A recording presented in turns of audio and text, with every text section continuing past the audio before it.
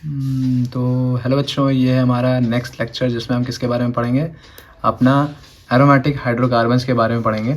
ठीक है, इसमें हमने लास्ट लेक्चर में जो बताया था, जिसमें हमने थोड़ा बहुत आपको एरोमेटिक हाइड्रोकार्बन्स होते क्या उनके बारे में बताया था, और अपनी लास्ट जो लेक्चर था जिसमें हमने किसके बारे में पढ़ा था बताइए, एल्काइंस के बारे में ना। एल्काइंस के आपने प्रिपरेशंस और केमिकल रिएक्शंस के बारे में पढ़ा था। थोड़ा सा इंट्रोडक्शन आपने एरोमेटिक हाइड्रोकार्बन का पढ़ा था, जिसमें मैंने बताया था कि हाइड्रोकार्बन जिनको हम एरीन भी बोलते हैं, जिनका मतलब आपका एरोमेटिक एल्कीन भी होता है। एक ग्रीक वर्ड होता है जिसका मतलब क्या होता है, एरोमा एक ग्रीक वर्ड है जिसका मतलब प्लीजेंट स्मेल होता है, वहाँ से आपका ये एरोमेटिक कंपाउंड्स का नाम लाया गया है।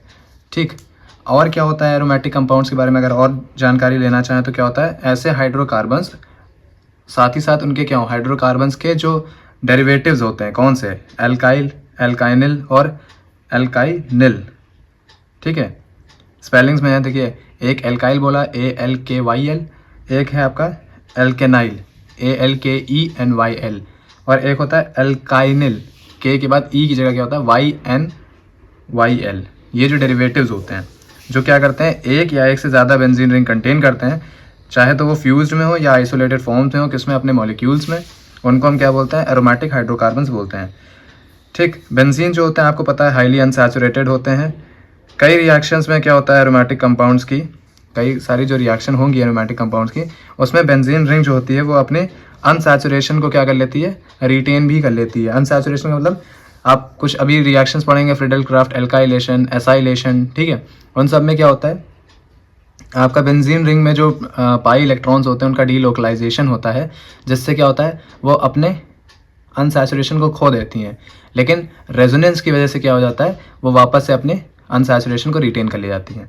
ठीक है, फिर आते हैं कि बेंजोनॉइड और नॉन बेंजोनॉइड के बारे में मैंने आपको बताया था, जिसमें एक मिनट, हाँ, आपने देखा होगा कि एरोमेटिक हाइड्रोकार्बन जो होते हैं जो अपने कंपाउंड्स में क्या होता है, बेंजीन रिंग कंटेन नहीं करते हैं, do not contain benzene ring, लेकिन उससे ज़्यादा हाईली अनसैचुरेटेड रिंग्स को कंटेन करते हैं। तो जो कंपाउंड्स होते हैं आपके एरोमेटिक कंपाउंड्स जो बेंजीन रिंग कंटेन करते हैं उनको हम बेंजीनॉइड बोलते हैं, और जो हाईली अनसैचुरेटेड रिंग्स कंटेन करते हैं लेकिन बेंजीन रिंग नहीं करते हैं, बेंजीन रिंग से ज़्यादा हाईली अनसैचुरेटेड, यानी आपकी बेंजीन में कितने 6 कार्बन होते हैं, तो उससे ऊपर वाले, जैसे आपका क्या है, आपका नेफ्थलीन हो गया, बाइफिनाइल हो गया, ठीक है, तो ये सब क्या होते हैं आपके नॉन बेंजीनॉइड हो जाते हैं। ठीक है, और आपके नॉन बेंजोनाइड में क्या ले सकते हो आप, उसमें आपका एज्यूलिन एक होता है, ट्रोपोलोन होता है, साइक्लोपेंटाडाइनाइल होता है। ठीक है, ये सब भी क्या होते हैं आपके नॉन बेंजोनाइड में आ जाते हैं।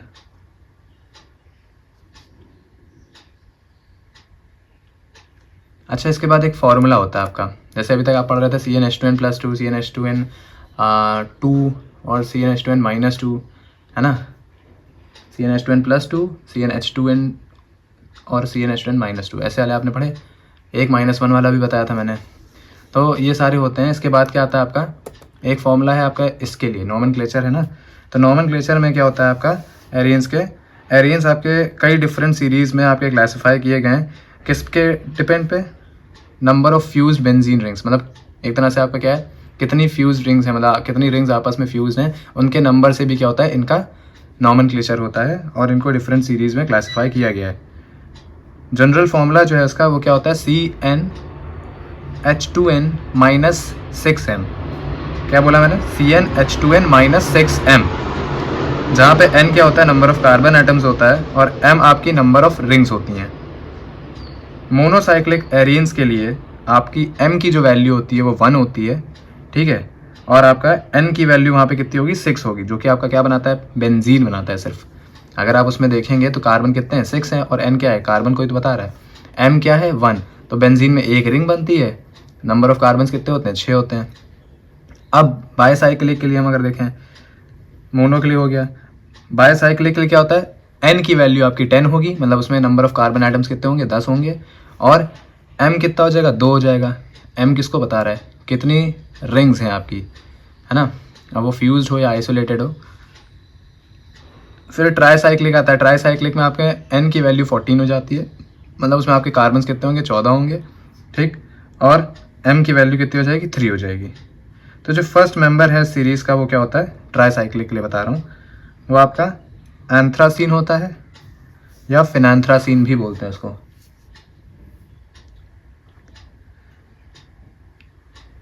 तो इतना चीज़ क्लियर हुआ।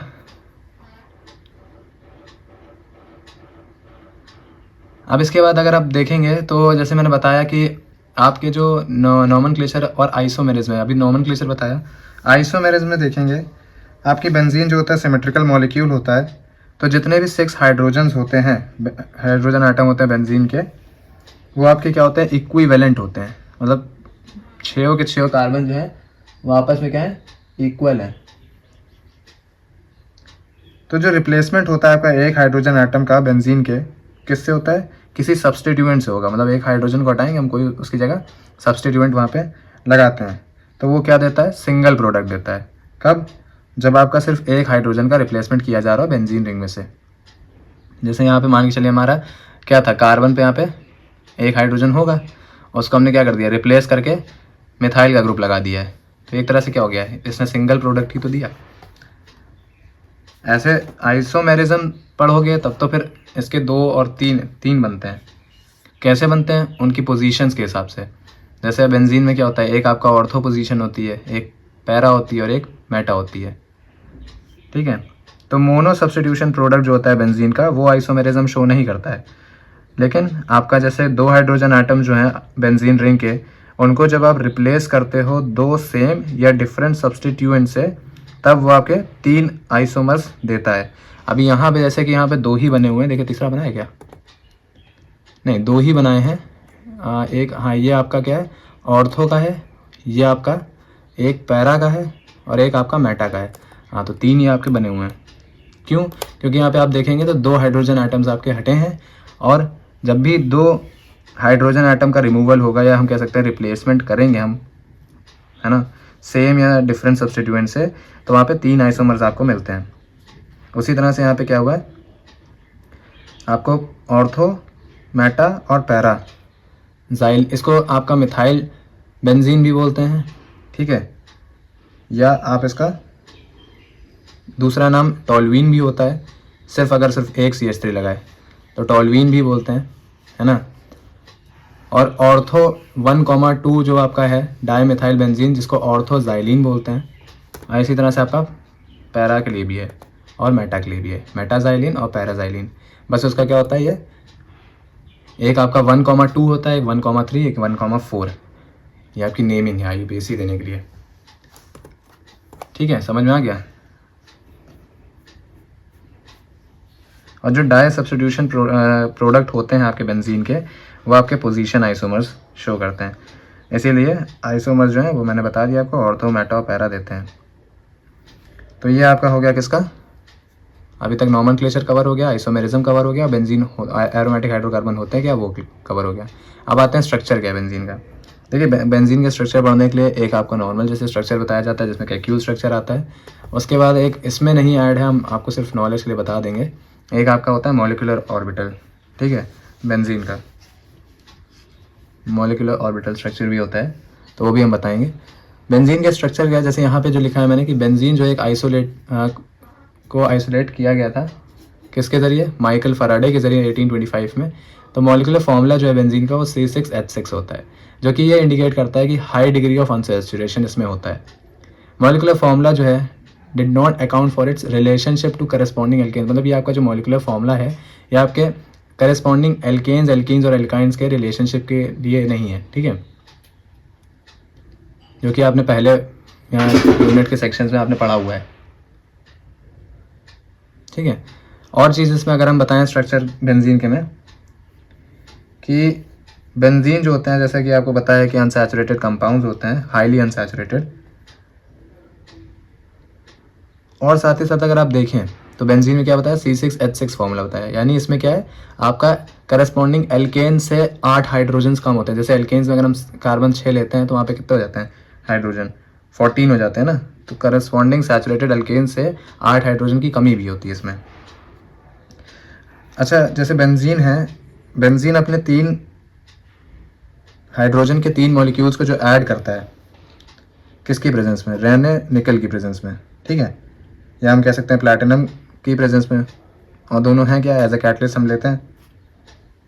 इसकी एक रिएक्शन है, मैं आपको लिख के दिखाता हूँ, 1 मिनट का टाइम दीजिए।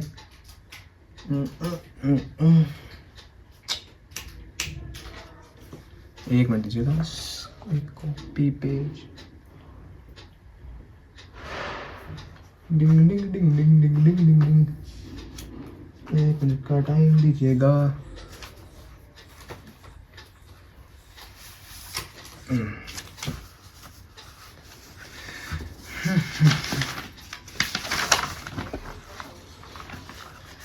चलिए इसे लेके दिखा देता हूँ। ओके,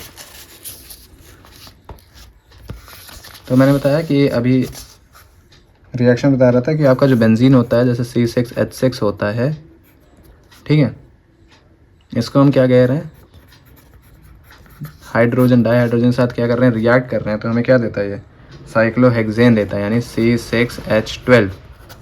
हाँ, तो हम यही चीज़ बोल रहे थे कि जब बेंजीन क्या करता है, देखिए अब यहाँ पे 3 लिखा ना, कि 3 मॉलिक्यूल जब हाइड्रोजन आटम के ऐड करता है किसके प्रेजेंस में, यहाँ पे अभी हमने लिखा नहीं है, ये है आपका निकल, या हम कह सकते हैं, अच्छा रैने निकल बोल रहे तो रैने भी लिखना है, यहाँ पे जगह नहीं है इसलिए हम लिख नहीं रहे हैं, लेकिन यहाँ पे रैने निकल होगा, ठीक है, रैने निकल, या प्लैटिनम की प्रेजेंस में कितने टेम्परेचर पे, 473 टू 523 केल्विन तक, ठीक है, तब हमें क्या मिल जाता है, आपको साइक्लोहेक्सेन बनाता है। और एक होती है जिसमें आप क्या करते हैं, देखिए एक बार देख लीजिएगा, अगर ना दिखाओ तो वापस से दिखा दे रहे हैं, देखिए, ठीक है, और उसके बाद क्या होता है कि आपका जो सनलाइट की प्रेजेंस में है और हैलोजन कैरियर के एब्सेंस में बेंजीन जो होता है 3 मॉलिक्यूल्स क्लोरीन के ऐड करता है और क्या बना लेता है, बेंजीन हेक्साक्लोराइड BHC, ठीक है। इसकी भी रिएक्शन है, आप जैसे बेंजीन की करेंगे तो क्या हो जाएगा, C6H6, और मैंने बताया कि सनलाइट की प्रेजेंस में और हैलोजन कैरियर के एब्सेंस में, ठीक है। ये दिखाता हूँ क्या बोल रहा हूँ, ये लिखा C6H6 और 3 मॉलिक्यूल्स ऑफ क्लोरीन को ऐड कर लेता है और क्या बना लेता है आपका, बेंजीन हेक्साक्लोराइड, यानी C6H6 और Cl6, बेंजीन हेक्साक्लोराइड, ठीक है, इसको BHC भी बोलते हैं। किसकी प्रेजेंस में हो रहा है, सनलाइट की प्रेजेंस में हो रहा है, ठीक है, यहाँ पे हम HNO लिख दे रहे हैं, ठीक है, सनलाइट की प्रेजेंस में। तो ये हो गया आपका एक तरह से स्ट्रक्चर, अभी हमने हल्का सा बताया। अब इसके बाद बताते हैं कि केक्यूल के बेसिस पे क्या है। तो केक्यूल स्ट्रक्चर क्या बताते थे कि केक्यूल ने फर्स्ट ये देखा था बेंजीन के स्ट्रक्चर में, उन्होंने ये प्रपोज किया कि जो 6 कार्बन आइटम हैं बेंजीन के, वो आपके आपस में जॉइंट होते हैं, कैसे, अल्टरनेट सिंगल और डबल बॉन्ड से आपके बेंजीन जो है, बेंजीन के कार्बन आइटम वो एक दूसरे से जॉइंट होते हैं और क्या बनाते हैं, एक हेक्सागोनल रिंग बनाते हैं, और हर एक कार्बन आइटम जो होता है उसके बाद किससे कनेक्टेड होता है, आपका हाइड्रोजन से होता है। ये उन्होंने बताया था, जिसका ये वाला पहला स्ट्रक्चर था, जिसमें उन्होंने बताया कि सारे कार्बन जो हैं वो एक दूसरे से अल्टरनेट सिंगल डबल बॉन्ड से कनेक्टेड होंगे, और यही कार्बन बाद में क्या है, आपके हाइड्रोजन से भी कनेक्ट होते हैं, ठीक है, ये उन्होंने बताया था। उसके अलावा भी कई स्ट्रक्चर्स थे, क्योंकि केक्यूल से पहले भी कई लोगों ने बेंजीन का स्ट्रक्चर दिया था, जैसे एक डेवर करके साइंटिस्ट थे, और एक क्लॉस थे, और एक आपका बियर थे। कैसे बने थे वो भी हम दिखा देते हैं, उन्होंने जो बनाया था इसमें मेंशन नहीं है, बट मैं यहाँ पे आपको बना के दिखा देता हूँ। उन्होंने बताया था, उन्होंने, ये मैं बता रहा हूँ, देखिए नाम हो सकता है मैं थोड़ा सा गलत प्रोनाउंस कर रहा हूँ, तो आप एक बार करेक्ट कर लीजिएगा। उन्होंने इस तरह से बनाया था, कब, कौन से ईयर में, 1867 में। नाम था DEWAR, ठीक है, हिंदी में देवर ना पढ़ लीजिएगा, ठीक है, दीवार आप पढ़ सकते हो। और उसके बाद क्लॉस ने दिया था, ठीक है। उन्होंने तो कुछ एकदम मान के चलिए वो बना दी थी, जैसे बोलते ना रंगोली, ठीक है। इन्होंने भी 1867 में दी थी, किसने? क्लॉस ने। सही, नाम दिख रहा है। देन उसके बाद आते हैं हम किस पे? बेयर के। बेयर पे क्या था, बेयर ने थोड़ा सा एरो शोज किए थे, मतलब उन्होंने ऐसे करके एरो बनाए थे।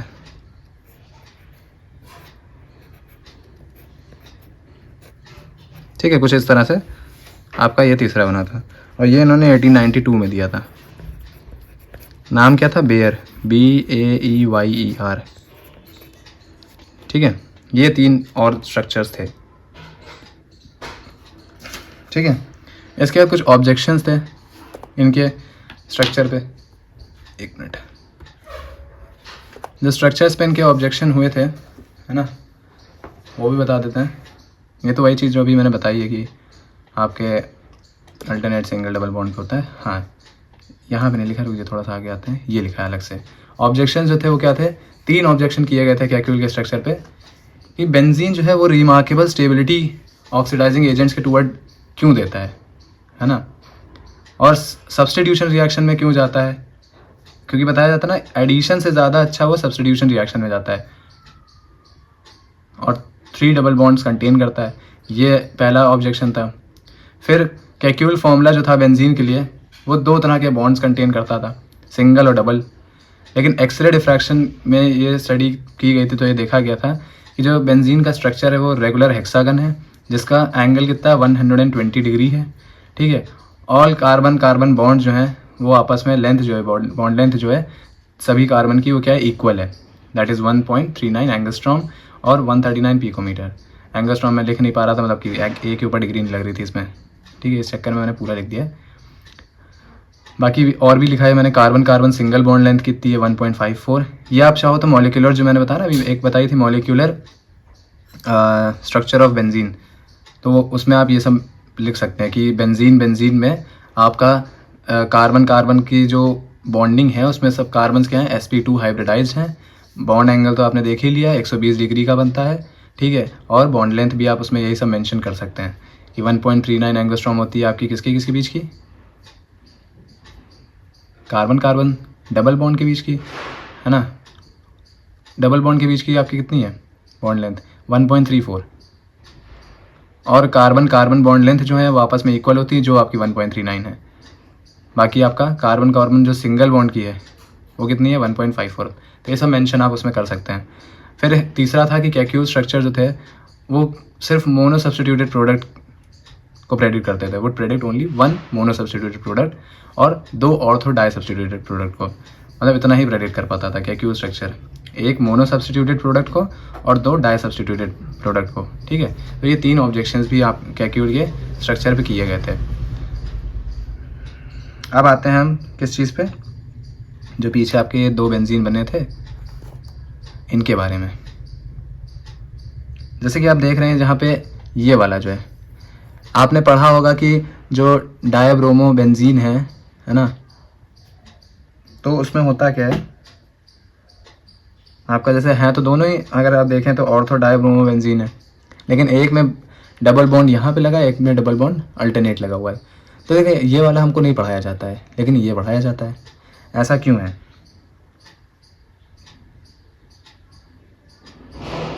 अगर कैक्यूल का स्ट्रक्चर जैसे ऊपर के जो अभी मैंने बताए तीनों ऑब्जेक्शंस, तो उसी के हिसाब से बता रहे हैं कि अगर कैक्यूल के स्ट्रक्चर जो थे वो करेक्ट होते तो ये दोनों आइसोमर्स क्या होने चाहिए थे? एग्जिस्ट होने चाहिए थे, और दोनों की प्रॉपर्टीज़ क्या होनी चाहिए थी? डिफरेंट होनी चाहिए थी।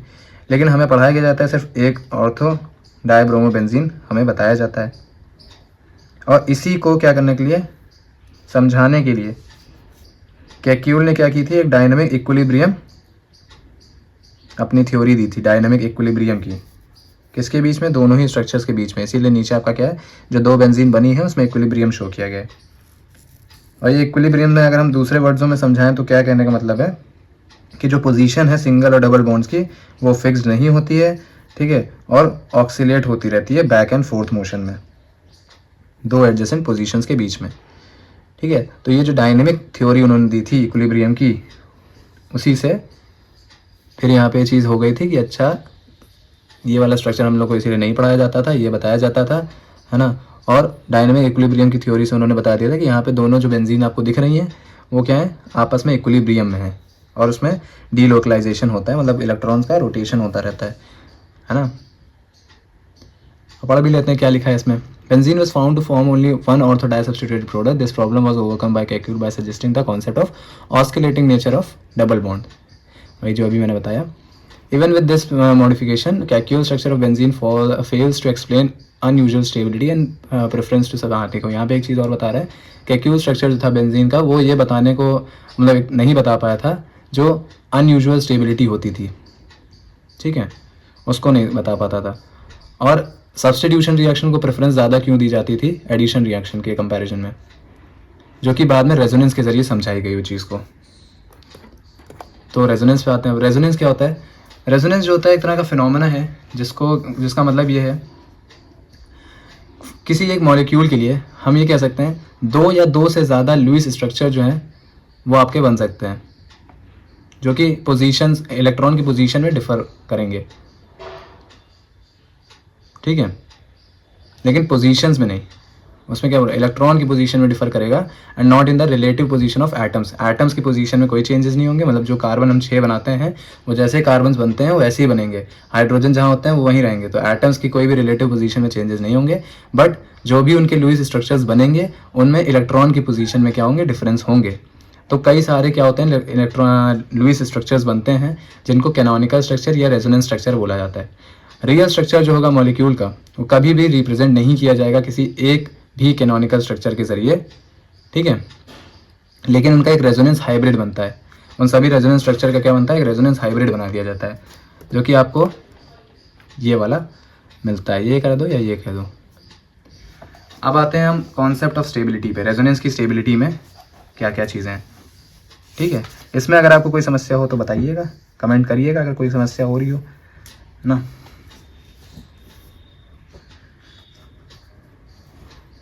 अब स्टेबिलिटी देखते क्या लिखा है। बेंजीन की स्टेबिलिटी और केमिकल प्रॉपर्टीज़ के बेसिस पर केक्यूल ने 2 रेजोनेटिंग स्ट्रक्चर्स दिए थे, ए और बी, बेंजीन के लिए। जो इंटरमीडिएट पोजीशन है स्ट्रक्चर सी, वो ही क्या है, रिप्रेजेंट करता है करेक्ट बेंजीन के स्ट्रक्चर को, जिसमें क्या है आपका एक तरह से अल्टरनेट पोजीशन जो है आपकी अल्टरनेट डबल बॉन्ड की वो डिफरेंट है। ये कुछ इलेक्ट्रॉनिक कॉन्फ़िगरेशन है बेंजीन की आपकी, मतलब जो लुईस डॉट स्ट्रक्चर बनाते हैं आप उस तरह से कैसे बॉन्डिंग होती है। जहाँ पे आपको 4 इलेक्ट्रॉन दिख रहे हैं इसका मतलब वहाँ डबल बॉन्ड है, जहाँ पे सिंगल दिख मतलब आपको 2 इलेक्ट्रॉन दिख रहे हैं वहाँ पे सिंगल बॉन्ड है। तो ये एक तरह से बनता है, जैसे यहाँ पे क्या है, कार्बन है, यहाँ पे बॉन्डिंग हो रही है, मतलब कार्बन, ये कार्बन हाइड्रोजन में सिंगल बॉन्ड है, यहाँ कार्बन कार्बन के बीच में सिंगल बॉन्ड है। क्यों? क्योंकि ये एक कार्बन अपना इलेक्ट्रॉन दे रहा होगा, ये दे रहा होगा, तो इस तरह से हो रहा है। यहाँ पे भी सिंगल बॉन्ड है। अब ये क्या है, डबल बॉन्ड है कार्बन कार्बन के बीच में, क्योंकि यहाँ पे क्या हो रहा है, कार्बन 2 इलेक्ट्रॉन अपने दे रहा है, यहाँ से 2 इलेक्ट्रॉन अपने दे रहा है। तो इस तरह से ये आपका स्ट्रक्चर है लुईस डॉट वाला बेंजीन का, ठीक है। अब आते हैं एरोमेटिसिटी पे। एरोमेटिसिटी को हम हकल रूल भी बोलते हैं, ठीक है, क्योंकि इसमें बेंजीन जो था उसको एरोमेटिक कंपाउंड्स का पेरेंट कंपाउंड कंसिडर किया गया था। पेरेंट का मतलब ही क्या होता है कि यही शुरुआत है, इसके बाद से आपके जितने भी एरोमेटिक हाइड्रोकार्बन से कंपाउंड्स बनेंगे वो इसी में से बनेंगे, ठीक है। जो नेम है वो कैसे अप्लाई हुआ था बाकी सभी रिंग सिस्टम्स पे, तो उसके लिए क्या होना चाहिए, कुछ उन्होंने केसेस बताए थे भाई ये चीज़ें होने चाहिए, कुछ पॉइंट्स बताए थे।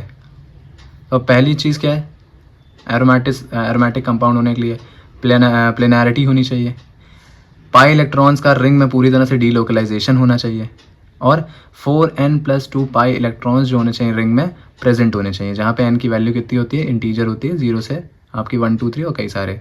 तो इसी को बोलते हैं हकल रूल। ये जो आपका 4n+2 पाई इलेक्ट्रॉन्स होता है इसी को बोलते हैं हकल रूल।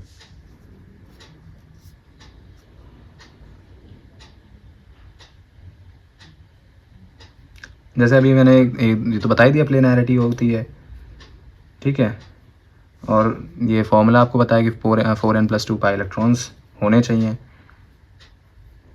जो भी कंपाउंड आपका एरोमेटिक कंपाउंड इन 3 पॉइंट्स को सेटिस्फाई नहीं करेगा, ठीक है, तो वो हमारा नॉन एरोमेटिक में कंसिडर कर लिया जाता है।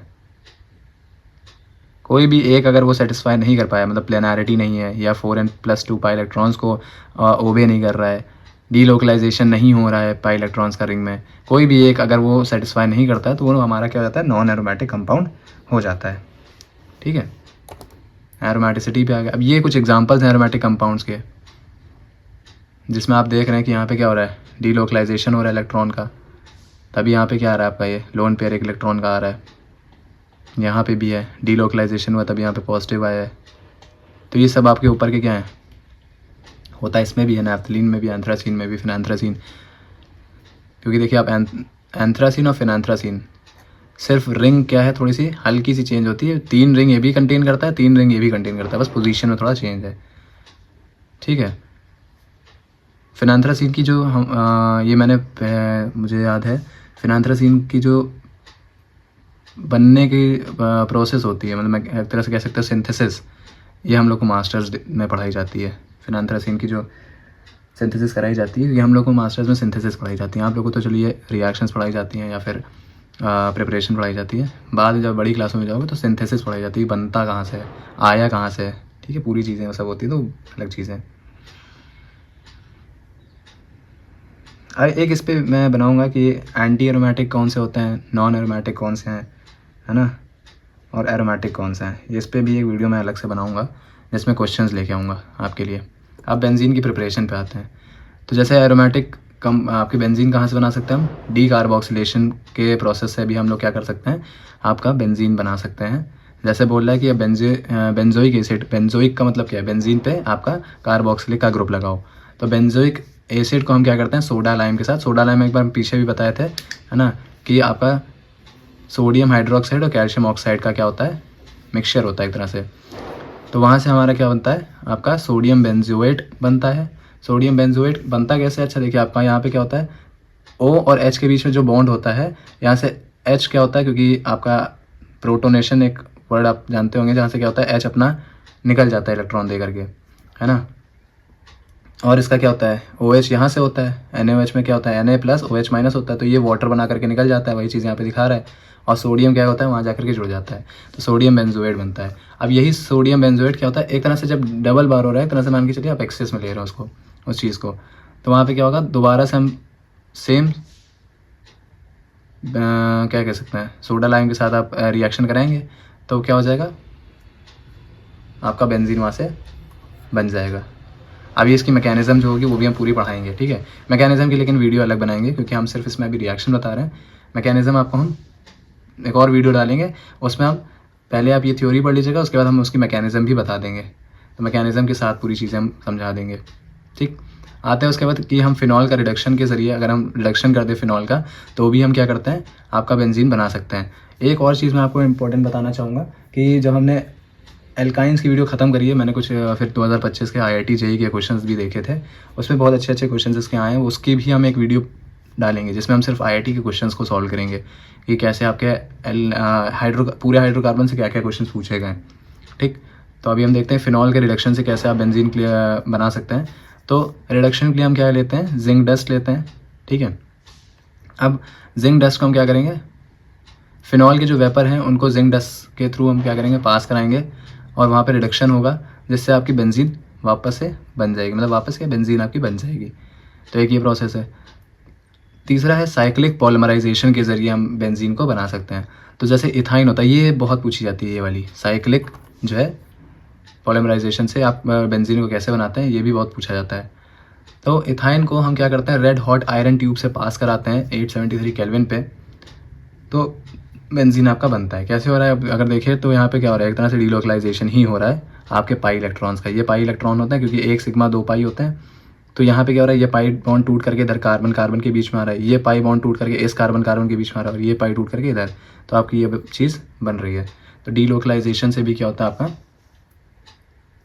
या कह सकते हैं पॉलीमराइजेशन से, साइक्लिक पॉलीमराइजेशन के ज़रिए आपका बेंजीन बन रहा है। ठीक है, तो कितने पढ़े, एक आपने पढ़ा कि कार्बोक्सिलेशन से, मतलब डी कार्बोक्सिलेशन हो रहा है ना। उसके बाद आपने पढ़ा फिनॉल के रिडक्शन से, जिंक डस्ट के साथ आप कर रहे हैं, और उसके बाद क्या है, आपका साइक्लिक पॉलीमराइजेशन हो रहा है, ठीक है, इथाइन का। फिर आते हैं फिजिकल प्रॉपर्टीज़ पे, और भी देखता हूँ मैं, अगर और कोई आपकी मिलती है तो मैं वो भी बताऊँगा। ठीक,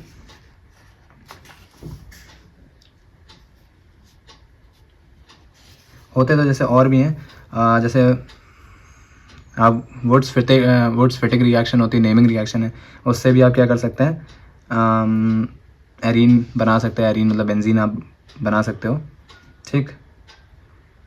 और एक आपकी फ्रिडल क्राफ्ट रिएक्शन होती है, एल्काइलेशन और एसाइलेशन। ये देखिए, इसकी हम पूरी प्लेलिस्ट जो है वो हम अलग से बनाएंगे, जिसमें आपको सिर्फ हम मैकेनिज्म के साथ रिएक्शन, नेमिंग रिएक्शन जो है इसमें आपकी है। फ्रिडल क्राफ्ट और वुड्स फिटिक बहुत इंपॉर्टेंट है, पूछी भी जाती हैं, है ना। और एक क्लोरोबेंजीन वाली होती है, क्लोरोबेंजीन से आप कैसे बेंजीन को बना सकते हैं। तो ये क्लोरोबेंजीन वाली तो मैं ऐसे ओरली भी बता सकता हूँ कि आपकी क्या होती है क्लोरोबेंजीन में। आपका बेंजीन बना होगा, ठीक है, मैं रुके करके दिखाता हूँ। पेंसिल कहाँ गई, अबे पेंसिल कहाँ गई, एक मिनट गाइस।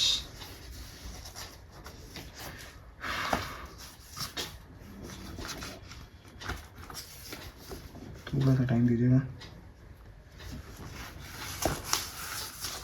पेंसिल ही खुआ दी भाई, पेन उठा लेता हूँ।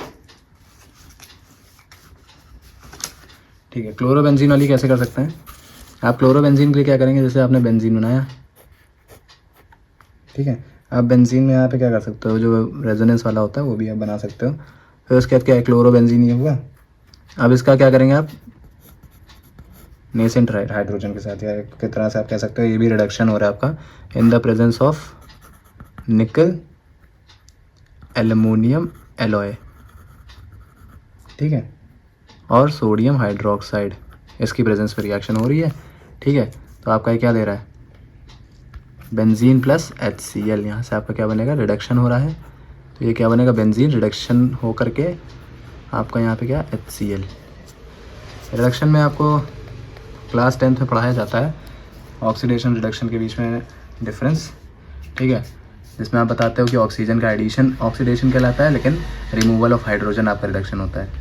तो वहाँ पे आपका क्या हो रहा है, Cl के साथ आपका एक तरह से H क्या हो रहा है, निकल रहा है ना। क्योंकि देखिए Cl क्या होता है, एक तरह से Cl आपका एक अच्छा लीविंग ग्रुप होता है। हेलोजन्स आपके वैसे भी लीविंग ग्रुप अच्छे होते हैं, तो अपने इलेक्ट्रॉन्स लेके निकल जाते हैं, है ना।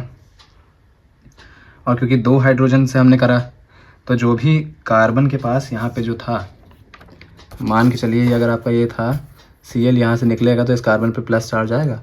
यहाँ पे क्या होता है, एक हाइड्रोजन और होता है ना, ठीक है।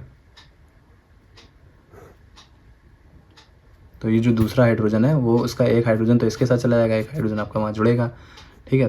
तो इस तरह से आपका क्या होता है, ये आपका रिडक्शन है। ये भी बाकी नेमिंग रिएक्शंस तो मैं आपको बताऊंगा ही नेक्स्ट वीडियो में, उसमें सारी आपकी नेमिंग रिएक्शंस और वो होगी। हम आज क्योंकि सिर्फ चैप्टर ख़त्म करना चाह रहे हैं, ठीक है। अब आते हैं केमिकल रिएक्शंस पे।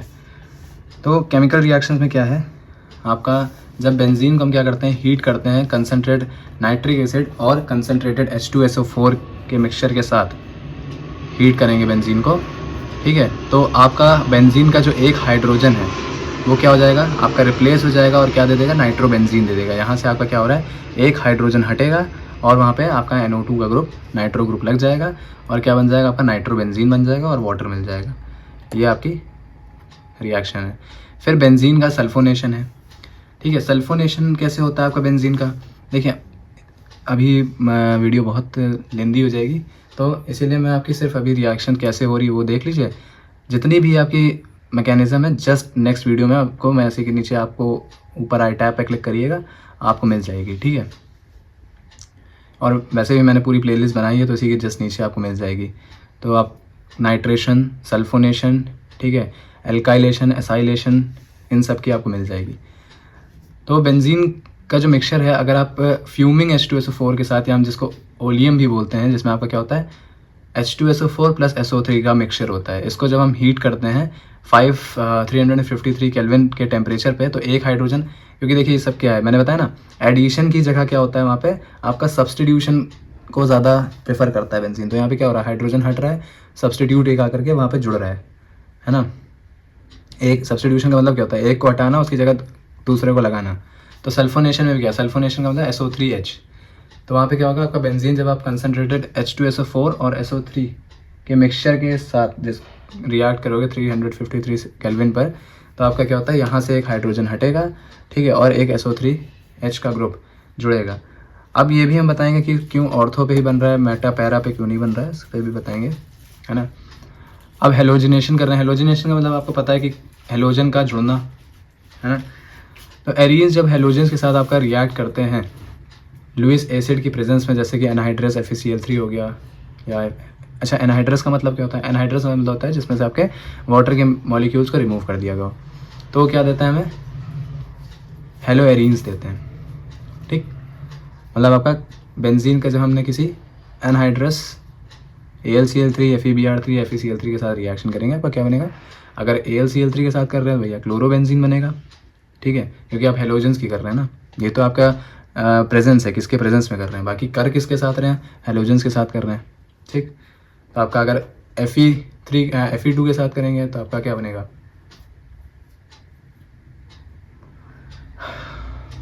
नहीं F के साथ अगर कर रहे हैं तब तो फ्लोरीन क्या हो जाएगा, क्लोरोबेंजीन। आपका फ्लोरो ब्रोमोबेंजीन Br के साथ कर रहे हैं तो क्योंकि Br2 लेंगे तो आपका क्या बनेगा, Br2 के साथ करेंगे तो आपका ब्रोमोबेंजीन प्लस HBr बनेगा, ठीक। तो इस तरह से होता है, फ्लोरो का ही बनता है, और सॉरी क्लोरो और ब्रोमो का, फ्लोरो का तो नहीं। देन उसके बाद आते हैं, ये उसका वही स्ट्रक्चर पूरा खोल के बता रहे हैं कि आपका कैसे बनेगा। तो यहाँ पे बेंजीन का हम क्या कर रहे हैं, अभी तक आपने देखा था कि सिर्फ Cl2 के साथ किया था, यहाँ पे क्या कर रहे हैं, 6 मॉलिक्यूल्स ऑफ क्लोरीन एटम ले रहे हैं in the presence of anhydrous AlCl3, तब ये क्या बना रहा है, हेक्सा क्लोरोबेंजीन बना रहा है। आपका एक बनता है और होता है जिसमें हम क्या लेते हैं, 3 मॉलिक्यूल्स ऑफ क्लोरीन लेते हैं, तो वो क्या देता है हमें, आपका ortho para Meta try chlorobenzene, ऐसे करके भी एक आपका स्ट्रक्चर देता है, ठीक। नेक्स्ट आता है फ्रीडल क्राफ्ट एल्काइलेशन में रिएक्शन में। अच्छा, फ्रीडल क्राफ्ट एल्काइलेशन में क्या होता है कि जब बेंजीन की रिएक्शन आप किसके साथ कर रहे हो, एल्काइल हैलाइड के साथ। एल्काइल आपको पता है कि क्या होता है, जैसे मिथाइल है, इथाइल है, ठीक है, मतलब कि सिर्फ एक हाइड्रोजन आपके एल्केन में से एक हाइड्रोजन का रिमूवल, तो एल्काइल बनाता है। हैलाइड बोल रहा है, इसका मतलब आपका हेलोजन का कोई ग्रुप लगा होगा, तो जैसे इसमें मिथाइल हैलाइड लिया इन्होंने, मिथाइल क्लोराइड सॉरी, तो क्या है आपका CH3Cl की रिएक्शन बेंजीन के साथ करेंगे, एनहाइड्रस AlCl3 के साथ की जाती है, जिसमें आपको टॉल्यूइन मिलता है, ठीक। अब उसके बाद इन्होंने मिथाइल की जगह इथाइल ले लिया है, तो इथाइल बेंजीन बन जाएगा।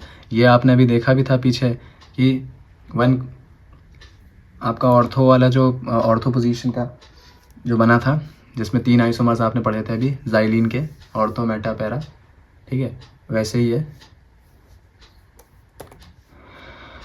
देन आपका है फ्रीडल क्राफ्ट एसाइलेशन, इसमें क्या था, आपने एल्काइल हैलाइड लिया था, ठीक है, और इसमें क्या हो रहा है आपका, एसिटिक एनहाइड्राइड के साथ आप रिएक्शन कराते हो, या फिर हम कह सकते हैं एसिटिल क्लोराइड के साथ आप करते हो बेंजीन की रिएक्शन। एनहाइड्रस तो आपको वहाँ पे लेना पड़ेगा, ठीक है। तब आपका क्या देता है, एसिटोफिनोन। एसिटोफिनोन का नाम क्या, देखिए एसिटो का मतलब ही क्या है, आपका एक ग्रुप है ना, एसिटिल का,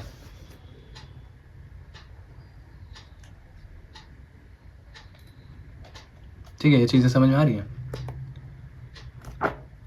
और देखिए क्या क्या आपका बच्चा है, ठीक है, ख़त्म है बस। फिर एडिशन रिएक्शन पे आते हैं। एडिशन रिएक्शन क्या है, विग्रेस कंडीशन क्या, देखिए विग्रेस का मतलब होता है जो बहुत ही थोड़ा सा कठिनाई के साथ आप कर रहे हो, तो हाई टेम्परेचर और प्रेशर पे क्या करते हैं, निकल कैटलिस्ट के प्रेजेंस में आपके बेंजीन का हाइड्रोजनेशन किया जाता है, जो कि क्या देता है, साइक्लोहेक्सेन देता है। होता क्या है, ये 3 हाइड्रोजन्स जो हैं, ठीक है, आपका किसके साथ जुड़ना है, बेंजीन के साथ जुड़ेंगे निकल कैटलिस्ट के प्रेजेंस में, तो आपको क्या देगा, साइक्लोहेक्सेन देगा, जिसमें से आपके ये जो बॉन्ड है, ठीक है, ये आपके टूटेंगे और ये हाइड्रोजन आपके यहाँ पे जाके जुड़ जाते हैं, ठीक है।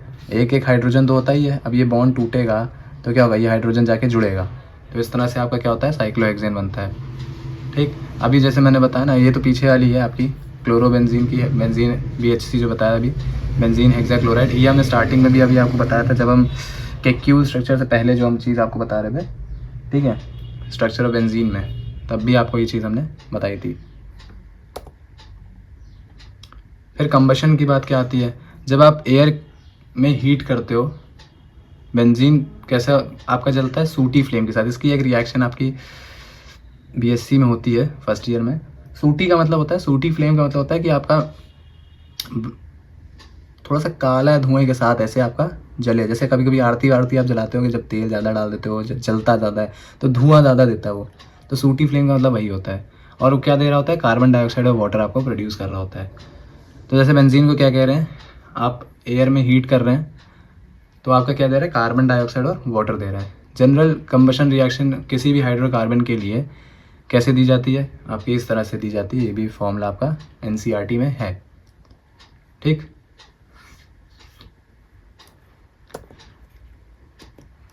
तो यहाँ पे आपका ये चीज़ ख़त्म है। कार्सिनोजेनिसिटी और टॉक्सिसिटी भी हम आपका जब हम मैकेनिज़्म बताएंगे उसमें आपका ये कवर कर देंगे। तो ये सारी चीज़ें आपकी हो गई हैं, ठीक है। मैंने बता दिया आपको क्या क्या याद रखना है। एल्काइलेशन में क्या होता है, आपका एल्काइल हैलाइड के साथ बेंजीन की रिएक्शन होती है, एनहाइड्रस AlCl3 या FeCl3 आप ले सकते हो, है ना। और उसके बाद क्या है आपका एसाइलेशन में आपका क्या होता है, बेंजीन की रिएक्शन आपकी एसिटिक एनहाइड्राइड या एसिटिल क्लोराइड के साथ होती है, ठीक है। तो आपका क्या देता है, एसिटोफिनोन। और अगर एसिटिक एनहाइड्राइड के साथ कर रहे हैं तो आपका जैसे देख पा रहे हैं एसिटिक एसिड बनता है और एसिटोफिनोन बनता है, COCH3, एसिटोफिनोन तो बनता है, ठीक। ये चीज़ें आपकी।